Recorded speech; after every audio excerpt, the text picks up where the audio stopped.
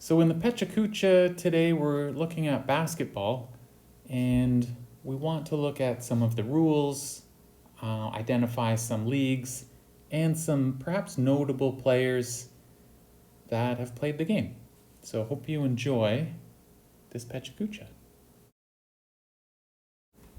Basketball has 14 general overall rules, and Rule 1 talks about the court dimensions. We see things like a free throw line, a 3-point line. There's rules on the backboards, having a metal ring attached, and rules about the ball. The referees in basketball are there to enforce the rules of the game. They have also what's called elastic power, so if something is not specifically in the rules, they can sort of make things up on the fly. This is a pretty wide range of powers, but I think they generally use them appropriately. While a team needs to have 5 players, generally a team has more than 5 and requires substitutions. Those substitutions just need to report to the scorer's table and then wait in the designated area before they're allowed to come into the game. Players also need to have a number on the front and the back of their uniforms. One section of the rule book deals with definitions or terms. Really important to have these definitions so everybody's talking about the same thing. So if we talk about dribbling, we're all talking about bouncing the ball in the hands and not, like in soccer, for example, using your feet to move the ball around.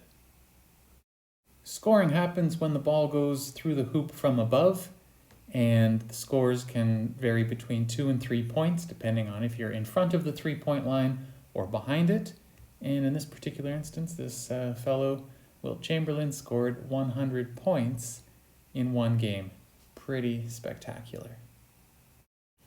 The game begins with a jump ball in the center circle, and after that, if the ball goes out of play, it must be taken out of bounds and then passed to a player on the court to restart the game. In this instance, we have a little bit of a mismatch in terms of height and length.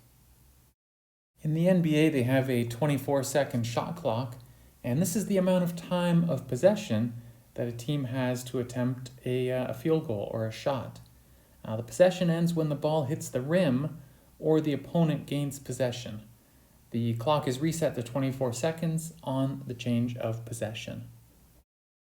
A player is considered out of bounds when they touch the floor or any object that is out of bounds. And once a ball is out of bounds, it needs to be re-entered into play via a throw-in. And we saw that throw-in a little bit earlier in our presentation. If a penalty occurs, in certain instances, a free throw happens. And during a free throw, the referee gives the ball to a shooter who needs to be above the free throw line. The shooter has 10 seconds to take the shot, and after a successful free throw that is not followed by another, they put the ball in play with a throw-in. When trying to move the ball or move with the ball, there are a few rules. You may not run with the ball. This is considered traveling. And you also may not kick or strike the ball with a closed fist. If either of these violations happen, the other team gains possession of the ball. Players cannot touch the ball when it is above the rim and within an imaginary cylinder above the rim. They also cannot touch the ball or the basket ring when the ball is sitting or rolling around on the ring. Also, players cannot trap the ball against the backboard. Fouls are broken into 2 categories, technical and personal. Technical deal with things like delay of game or conduct. Personal fouls relate to things like holding, pushing, charging, or any kind of flagrant foul which is intentional or uses excessive force. In a professional game, if officials are not certain of a call or if a shot was made with 0 time on the clock, officials will go to instant replay.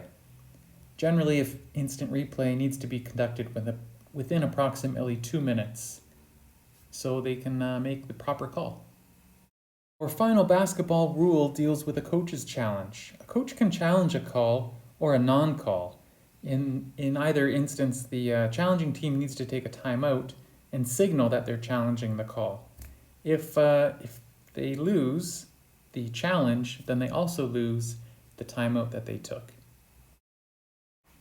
The NBA began in 1949 when two basketball leagues merged, the Basketball Association of America and the NBL. Today there are 29 teams in the United States and one team in Canada. The WNBA is a women's professional basketball league. It consists of 12 teams at the moment. It began in 1997 and is one of the bigger leagues in the world, although there are some other leagues in Russia and Europe. There are many leagues around the world, like the Euro League, Spain's Liga, and Turkish Basketball Super League are some of the more popular or larger associations in the world. In many of those European leagues, there is an idea of relegation, where the bottom few teams are dropped and some new teams enter. This is Seisha Grant Allen. She was a Glendale grad and went on to Dayton, Ohio to play for the Flyers, where she set a school record for offensive rebounds and was then selected 35th overall by the LA Sparks of the WNBA. Awesome job, Seisha. I hope you enjoyed this very brief overview of basketball, and also hopefully it leads you in the right direction when you make a Pecha Kucha of your own.